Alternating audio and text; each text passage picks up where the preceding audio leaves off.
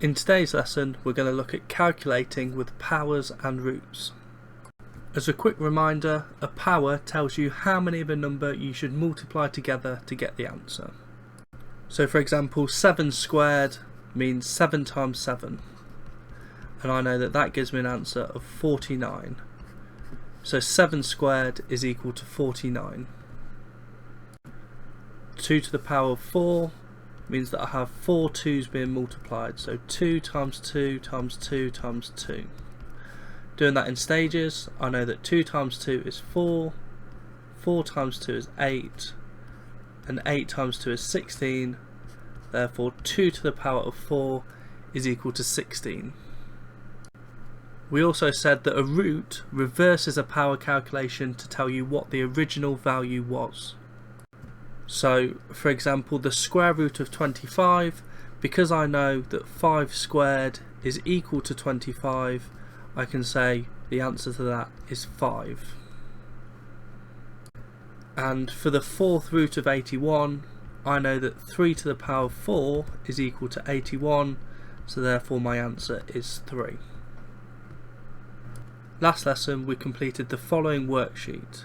It has most of the powers and roots that you're going to need for the calculations that we're going to do today.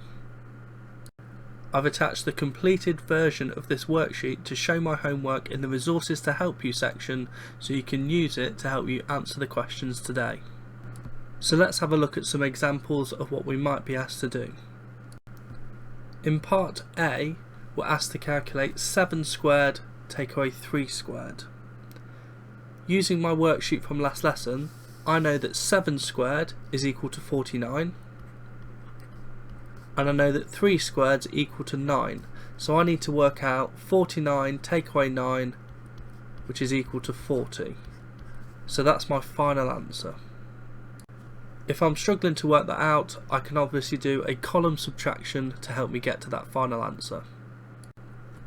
In part B, I'm asked to calculate 3 to the power of 4 added to 5 cubed.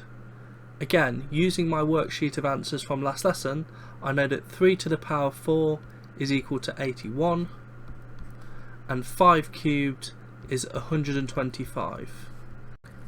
Now if I'm struggling to work that out, I can use a column addition to help. So 1 add 5 is 6, 8 and 2 gives me 10, so I need to carry 1 over, and the 2 ones gives me a 2. Therefore my answer is 206. For part C, I'm asked to calculate 4 cubed divided by 2 to the power of 5. I know that 4 cubed, using my answers from last lesson, is 64, and 2 to the power of 5 is 32. 64 divided by 32 gives me an answer of 2. Now depending on the question, you can use a bus stop method to help you get your answer if you need to. Your first task is to complete the following worksheet on calculations with powers.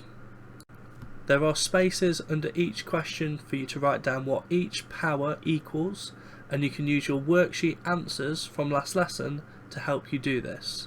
You can then work out the final calculation and put your answer at the very end. Please pause the video now and have a go at these questions. You can get the full worksheet from Show My Homework in the resources to help you section. Once you've completed this sheet, you can check your answers against the solutions that I've posted onto Show My Homework. If you have made any mistakes, please try and correct them before you move on to the next part.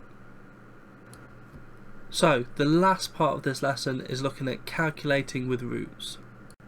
Once again, we can use the answers from the worksheet we completed last lesson to help us do these calculations.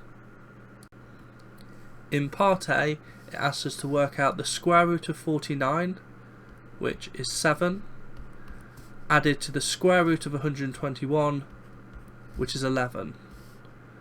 I know that 7 add 11 is 18, and that's my final answer.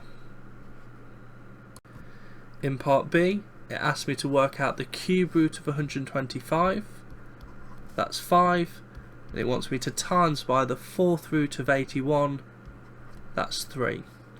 I know that 5 times 3 is 15, so again that's my final answer. Lastly, it asks me to work out the square root of 36, which is 6, divided by the 5th root of 32. I know that that is 2. 6 divided by 2 is equal to 3, so once again that's my final answer. As with before, I'd like you to complete the following worksheet. This time it's calculations with roots. You can use the spaces under the questions to write down what each root is equal to and then perform your final calculation to get your answer. Again, you should download the full worksheet from the resources to help you section on Show My Homework. Please pause the video now and have a go at completing this task. Now, the last thing you need to do is check your answers against the solutions that I've posted onto Show My Homework. Once you've done this, obviously correct any mistakes, and once you're happy with your work, take a photo of it and upload it to Show My Homework so I can see what you've been up to. If you are struggling to complete some of the work from today's lesson, then please do not hesitate to get in touch via comment on Show My Homework. I'll try to make myself as available as possible and get a reply to you as quickly as I can. If the issue requires a little bit more input from myself, I might ask to arrange a time to meet on Teams where I can give you some personalised help with that specific problem.